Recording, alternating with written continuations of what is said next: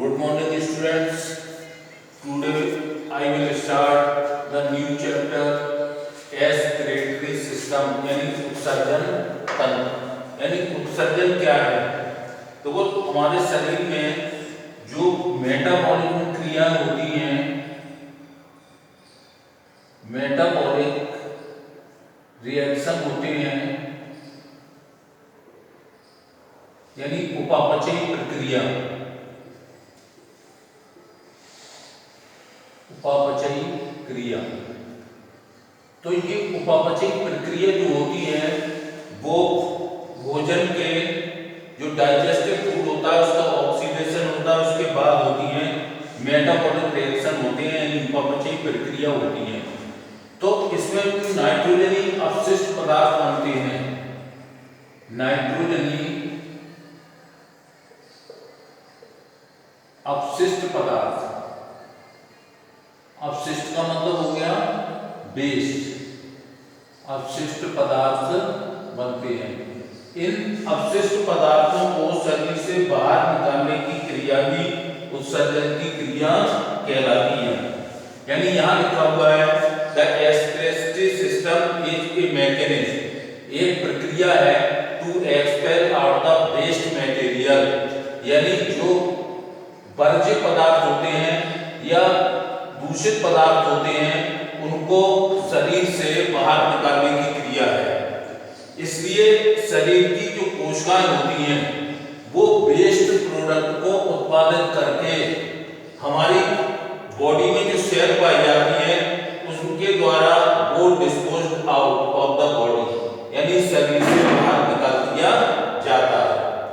इसको मतलब क्या कह सकते हैं, यानी जो भोजन की उपापचयी प्रक्रिया के अंतर्गत हमारे शरीर में जो वर्ज्य पदार्थ यानी वेस्ट मटेरियल जो बनते हैं उनको शरीर से बाहर निकालने की क्रिया क्या कहलाती है? उत्सर्जन कहलाती है। For the emission of accumulated nitrogenous special mechanism called the excretory system, यानी शुरू से समझो इसे। फिर उत्सर्जन तंत्र का अर्थ क्या हुआ? अपशिष्ट पदार्थों को शरीर से बाहर निकालने की क्रिया, यानी उत्सर्जन शरीर की वह सिस्टम है, वह व्यवस्था है जिसमें शरीर की कोशिकाओं के द्वारा अपशिष्ट पदार्थों को बाहर निकाला जाता है। यानी जब उपापचयी प्रक्रियाएं होती हैं तो अपशिष्ट पदार्थों में क्या क्या बनता है?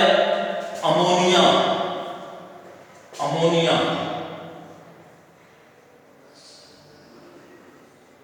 यूरिया,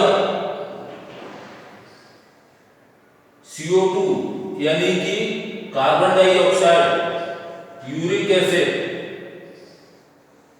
ये कुछ वेस्ट मटेरियल है, यानी कुछ वर्ज्य पदार्थ हैं, यानी जो बनते हैं ये इन पदार्थों को ही शरीर के अंदर इकट्ठे रहते हैं, लेकिन इन अपशिष्ट पदार्थों का मतलब शरीर से बाहर निकलना, क्योंकि ये पॉइजनस होते हैं, इनको शरीर से बाहर निकलना बहुत ही ज्यादा आवश्यक है। और अगर ये नहीं निकलेंगे तो शरीर में जो है विषैला प्रभाव उत्पन्न कर देंगे। तो हम इन्हें ये देखा कि CO2 को तो हमने निष्कासित कर दिया था बाय लंग्स, फेफड़ों के द्वारा शरीर से बाहर निकल जाती है। अब जो नाइट्रोजनी अपशिष्ट होते हैं उनके लिए, यानी नाइट्रोजनी अपशिष्टों को बाहर निकालने के लिए, कहां से? शरीर से, बॉडी से बाहर निकाला जाता है। इसके लिए क्या होता है? एक विशेष सिस्टम होता है और उसी को हम उत्सर्जन तंत्र कहते हैं। अब यहाँ पर जो उत्सर्जन, यहाँ मेन तो है हमारा यूरिया है, अमोनिया है, यूरिक एसिड है, यानी इनको बाहर निकालना। ये CO2 तो किसके द्वारा निकाल दी थी? लंग्स के द्वारा, यानी फेफड़ों के द्वारा, इनके द्वारा बाहर निकाल दी थी। अब फेफड़ों के द्वारा निकालेंगे, ये सारे पदार्थ हैं, यूरिक एसिड है, यूरिया है और अमोनिया। तो वो जो है किडनी के द्वारा बाहर निकाले जाते हैं, और किडनी जो है एक बहुत ही विशिष्ट भूमिका निभाता है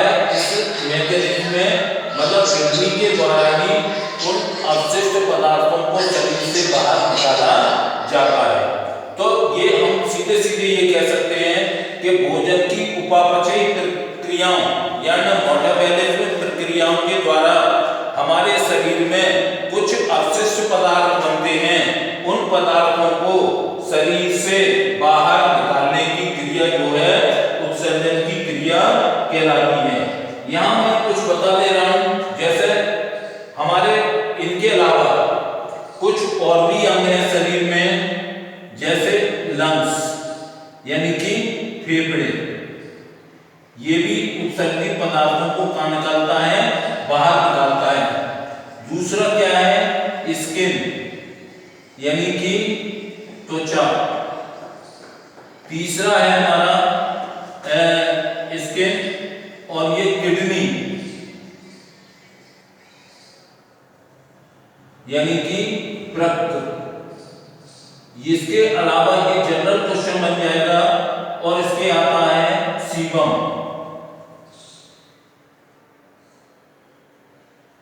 सीबम ये कुछ वैक्सी लेयर पाई जाती है हमारी त्वचा में, जैसे लंग्स के द्वारा क्या निकलती है, CO2 यानी बनने वाली कार्बन डाइऑक्साइड गैस जो हम श्वसन की क्रिया के द्वारा बाहर निकालती थी। ये किडनी के अलावा है, यानी इसके त्वचा, इसके द्वारा स्वेट यानी कि पसीना बाहर निकलता है। इसके अलावा कुछ साल्ट भी निकलते हैं, जैसे सोडियम क्लोराइड वगैरह होते हैं। ये साल्ट के अलावा जो और भी पदार्थ निकलते हैं वो हमारे क्या हो गए, यूरिया भी निकलेगा और लैक्टिक एसिड भी निकलेगी। यूरिया और लैक्टिक एसिड ये किसके द्वारा बाहर निकलते हैं, त्वचा के द्वारा निकलते हैं बाहर। अब ये जो अगर तुमसे ये पूछा जाए कि किडनी के अलावा और कौन कौन से उत्सर्जी यानी एक्सक्रीटरी ऑर्गन्स हैं जिनके द्वारा हमारा वेस्ट मटेरियल बाहर निकलता है, जैसे इसमें लिखा है, मतलब त्वचा के द्वारा पसीना तो निकलता है, सब जानते हैं। साल्ट, यूरिया, कभी कभी पसीने में भी क्या है, मूत्र की तरह मतलब बदबू आती है, तो उसको कारण भी पसीने में, इसका मतलब है कि यूरिया हमारी निकल रही है। इसके अलावा ये लीवर के द्वारा जो है, ये मेन ध्यान रखना, लीवर के द्वारा क्या क्या निकलता है, यानी यकृत, बिलिरुबिन,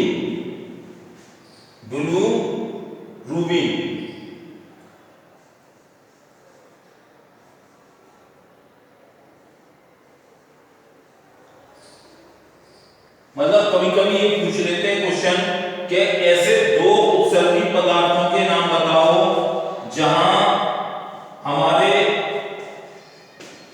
लीवर के द्वारा दो उत्सर्जी पदार्थों के नाम लिखो जो किसके द्वारा, लीवर के द्वारा उत्सर्जित होते हैं। एक बिलिरुबिन, एक बिलिवर्डिन।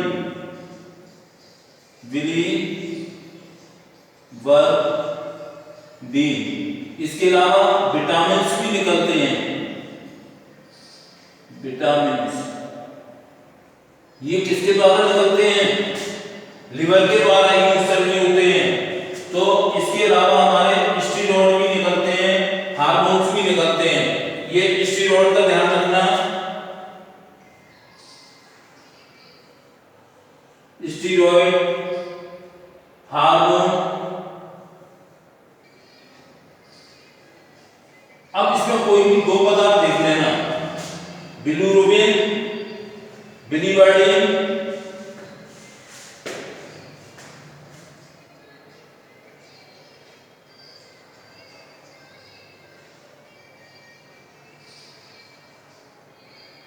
Vitamin, steroids.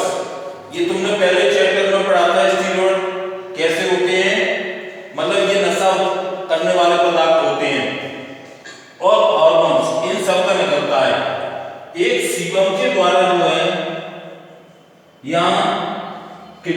द्वारा क्या निकलेगी?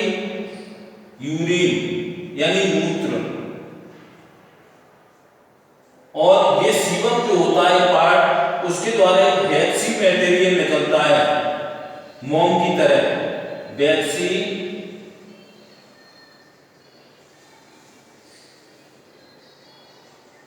मटेरियल्स। तो ये मैंने एक्स्ट्रा में बताए हैं, तुम्हें मतलब क्या क्या बताया है, मतलब शरीर में हमारे और कौन कौन से ऑर्गन्स हैं, एक्सक्रीटरी ऑर्गन्स हैं, जिसके द्वारा हम उत्सर्जी पदार्थों को यानी नाइट्रोजीनियस पदार्थों को शरीर से बाहर निकालते हैं। तो मैंने इसमें बताया था, एक तो लंग्स जहां से CO2 बाहर निकलती है, एक स्किन बताया था, स्किन में क्या बताया था, स्वेट बाहर निकलता है यानी पसीना, साल्ट यानी नमक, यूरिया और ये लैक्टिक एसिड। किडनी के द्वारा तो सबको मालूम है कि यूरिया बाहर यानी मूत्र बाहर निकलता है। लीवर का ध्यान रखना, लीवर के द्वारा क्या होता है, बिलिरुबिन और बिलिरुबिन, विटामिन, स्टेरॉइड और हार्मोन निकलते हैं। अब ये सीबम क्या होता है, सीबम एक वैक्सी मटेरियल होता है, इसमें स्टीरोल्स और हाइड्रोकार्बन दो आते हैं, स्टीरोल एंड हाइड्रोकार्बन,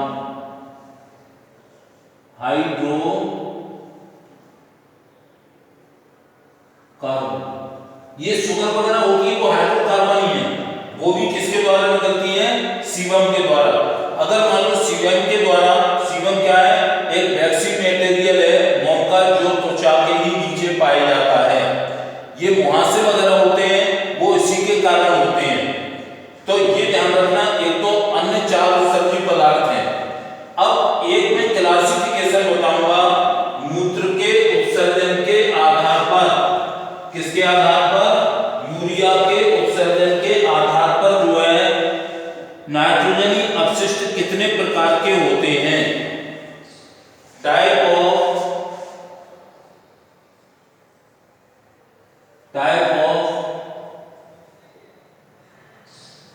नाइट्रोजीनियस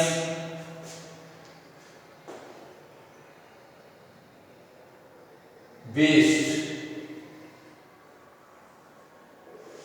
एक तो होती है जो क्लासिफिकेशन, जो भी जानवर हैं उनके आधार पर बता रहा हूं, एक्सक्रीशन के टाइप पर, मतलब जो है नाइट्रोजीनियस वेस्ट जो निकलता है वो एक श्रेणी है एमिनोटैलिक,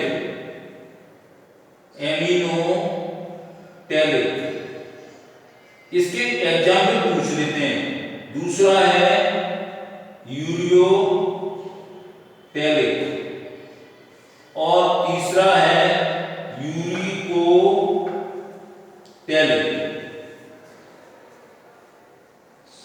ये 3 प्रकार की श्रेणी में बांट दिया गया है। मतलब जो अमोनिया का उत्सर्जन करते हैं उनको एमिनोटैलिक वर्ग में रखा जाता है। किसका उत्सर्जन करेंगे, ये अमोनिया का, एक्सक्रीशन ऑफ अमोनिया। अगर ये डेफिनेशन पूछ ले, why do you mean the ammonotelic, तो जो ऑर्गेनिज्म या जो प्राणी अमोनिया का उत्सर्जन करते हैं, एक्सक्रीशन, अमोनिया का उत्सर्जन करते हैं, वो एमिनोटैलिक वर्ग में रखे जाते हैं अमोनिया का। यूरियोटैलिक यानी कि यूरिया का उत्सर्जन करते हैं, किसका, यूरिया का एक्सक्रीशन यानी उत्सर्जन।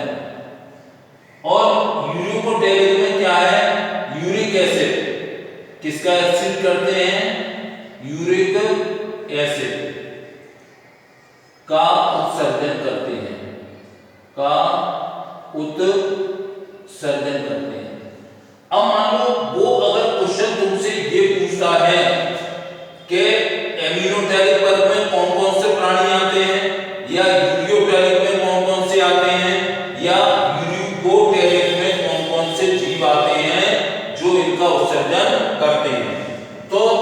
तो मैं ये बता दूं तुम्हें, सबसे नंबर एक उदाहरण ये लिख रहा हूं,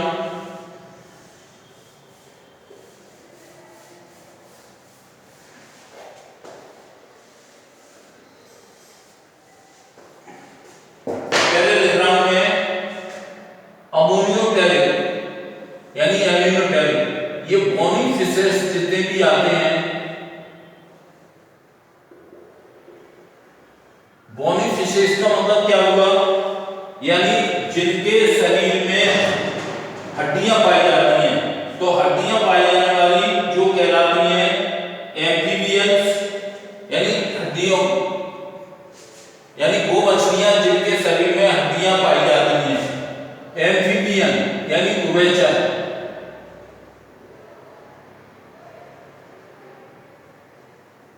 इसके अलावा जो होते हैं कुछ वो एक्वाटिक इंसेक्ट, ये ध्यान में रखना, जिन मछलियों के शरीर में हड्डियां पाई जाती हैं वो कहलाती हैं बोनीफिशेस, तो हड्डियों वाली मछलियां इसमें आती हैं, और ये जो क्या करते हैं एम्फीबियंस यानी उभयचर। एम्फीबियन का मतलब क्या हो गया, उभयचर। ये मेढक वगैरह इसी में आते हैं, उभयचर। अब ये जो है अमोनिया का उत्सर्जन करते हैं।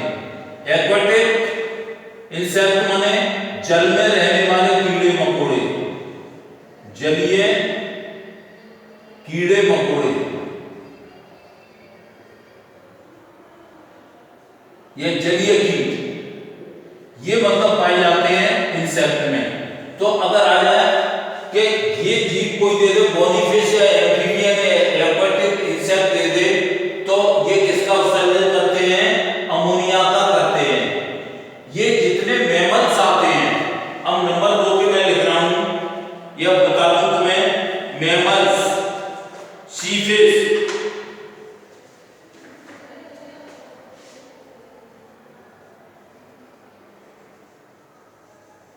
मैमल्स का मतलब होता है स्तनधारी, ये अपने जो है उसी वर्ग में आते हैं, इसमें स्तनधारी वर्ग में। सी फिशेस,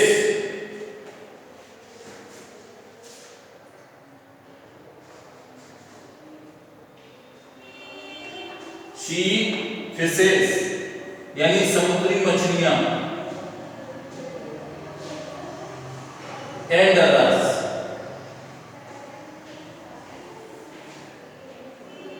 नंबर 3 आता है यूरियोकोटेरिक, यानी इसमें बर्ड्स वगैरह आते हैं, बर्ड्स आते हैं, रेप्टाइल्स आते हैं और इंसेक्ट आते हैं। बर्ड्स, बर्ड्स माने पक्षी, बर्ड्स, इंसेक्ट और अदर जितने भी जीव आते हैं। बर्ड्स का मतलब पक्षी, पक्षी वर्ग जो है वो जो है यूरियोकोटेरिक में आते हैं। इसके अलावा रेप्टाइल्स यानी रहने वाले, ये भी लिख सकते हैं रेप्टाइल्स। रेप्टाइल्स जो होते हैं वो मतलब क्या होते हैं, सरीसृप, सरीसृप यानी रेंगने वाले। सर्प वगैरह जो आते हैं वो इसी में आते हैं। क्रोकोडाइल, ये जो मतलब रेंग करके जीव चलते हैं वो रेप्टाइल वर्ग में आते हैं। बर्ड्स माने पक्षी, इंसेक्ट माने वो कीड़े मकोड़े कुछ आते हैं जो यूरिक एसिड का निर्माण करते हैं या यूरिक एसिड को हमारे शरीर से बाहर निकालने का कार्य करते हैं। तो इसके आधार पर ये जनरल क्वेश्चन देख लेना कि व्हाट डू यू मीन एमिनोटैलिक, यानी जो जीव अमोनिया का उत्सर्जन करते हैं। किसका उत्सर्जन, अमोनिया का। यूरियोटैलिक में मतलब कौन आएंगे, यूरियो, ये नाम दोनों ध्यान रखना, यूरियो और यूरिको। तो यूरियो में तो यूरिया का एक्सक्रीशन होगा और यूरियोटैलिक में जो होगा वो यूरिक एसिड का एक्सक्रीशन होगा। और इसके आधार पर ये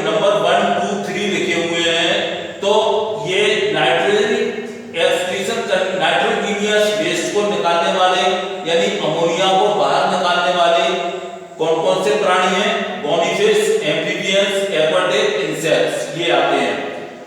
ये यूरियोटेलिक में मैमल्स और सी फिशेस, मैमल्स का मतलब होता है स्तनधारी, हम तुम भी उसी वर्ग में आते हैं। तो किसका उत्सर्जन करते हैं? यूरिया का उत्सर्जन करते हैं। नंबर 3 बताया था यूरिकोटेलिक यानी यूरिक एसिड। यूरिक एसिड को उत्सर्जित एक्सक्रीट करने वाले जो प्राणी होंगे वो यूरिकोटेलिक वर्ग में रखे जाएंगे। नेक्स्ट मैं स्टार्ट करना चाहता हूं एस्पिरेटरी सिस्टम। इस सिस्टम में क्या होता है, मतलब ह्यूमन बीइंग की बात हो रही है। अगर ह्यूमन बीइंग की बात करें हम तो मतलब इसमें मतलब जो जो पार्ट्स होते हैं उन पार्ट्स के बारे में बात करें तो इनका पहले लिख लेते हैं हम। ये किडनी, ये नंबर्स ऑफ किडनी यानी 2 होती हैं। नंबर 2 यूरेटस, ये भी नलियां कितनी होती हैं? 2 होती हैं। नंबर 3 पर क्या ले लोगे? ये यूरिनरी ब्लैडर,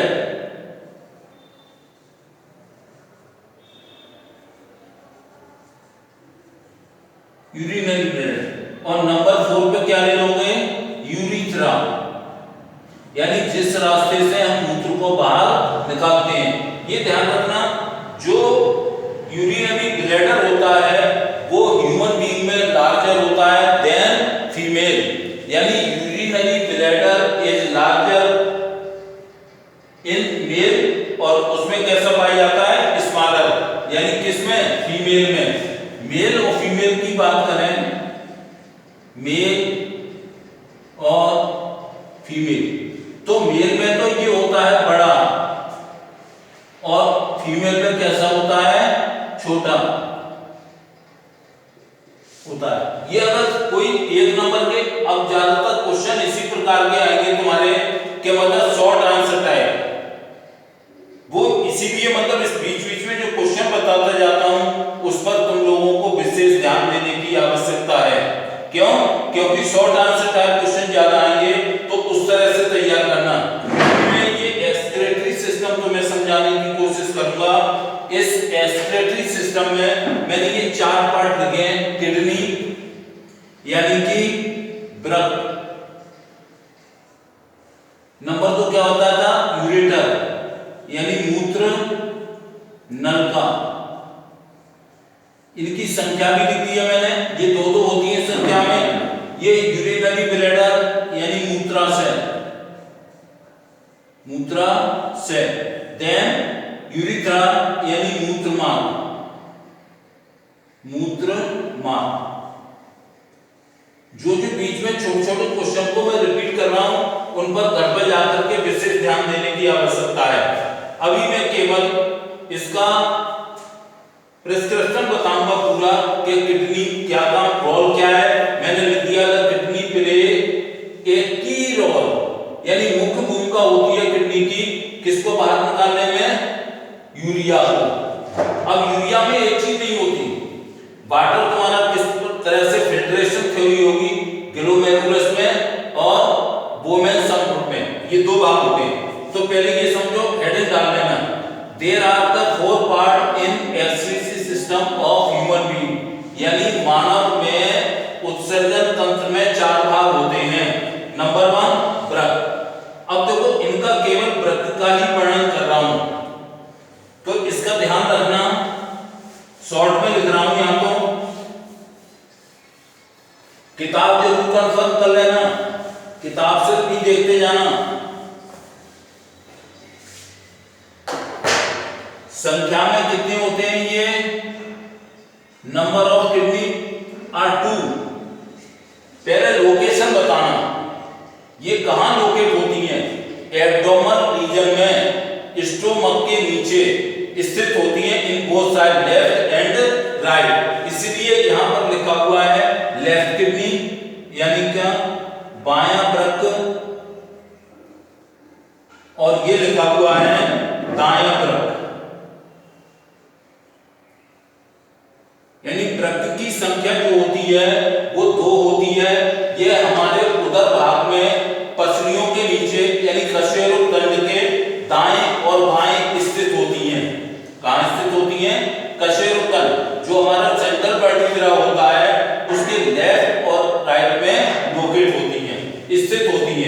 ये संख्या में 2 होती हैं।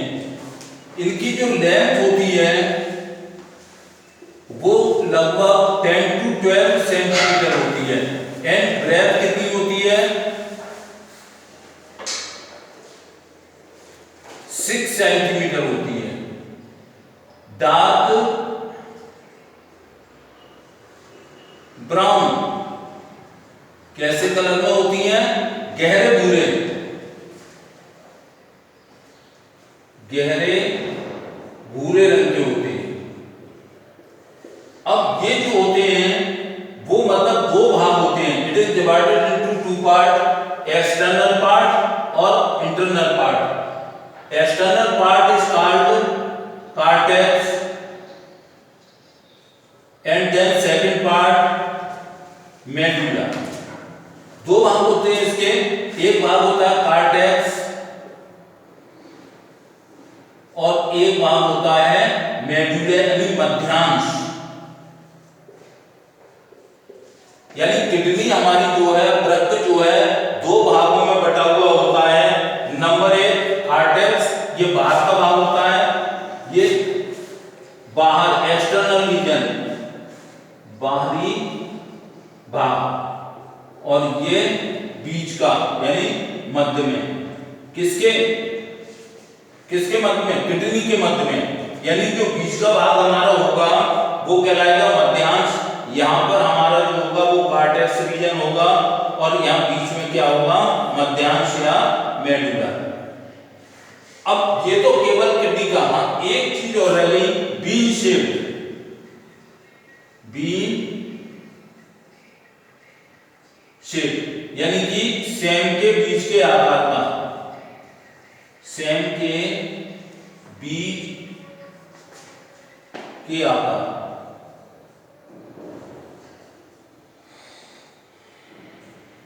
अब एक बार फिर रिपीट कर रहा हूं, लोकेशन बताऊंगा पहले।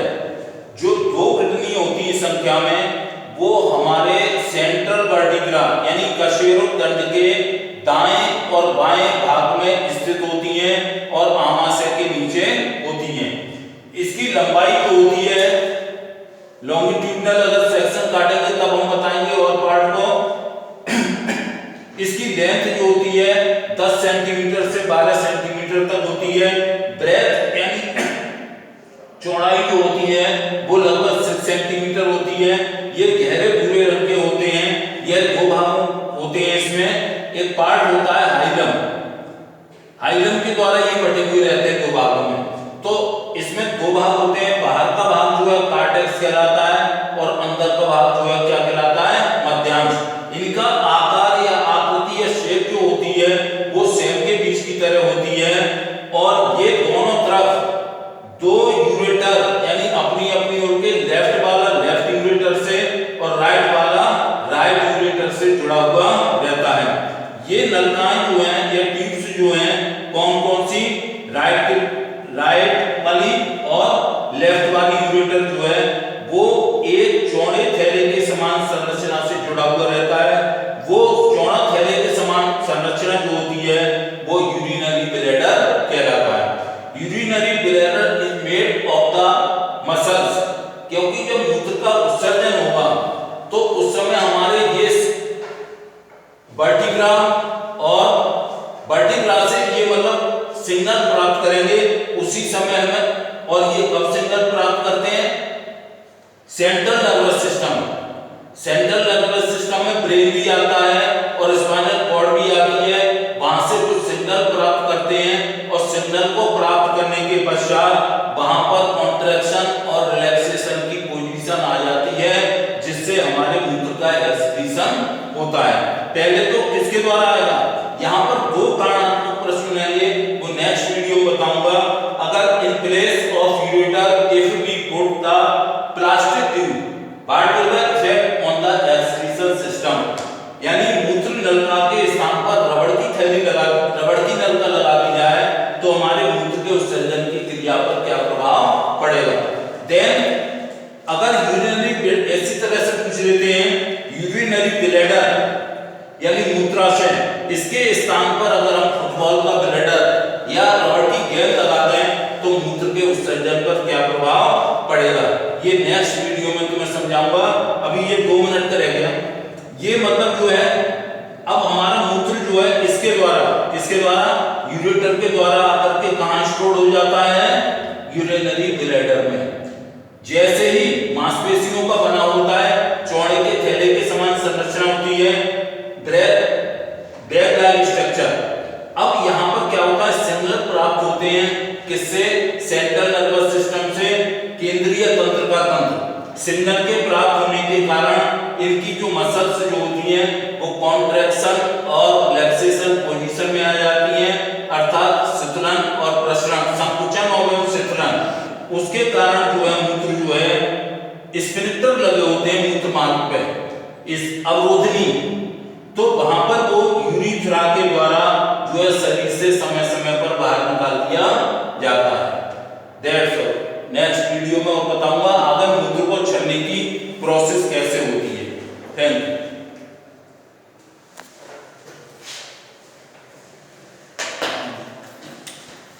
इसको बंद करूंगा, बैठो तुम खड़े होंगे।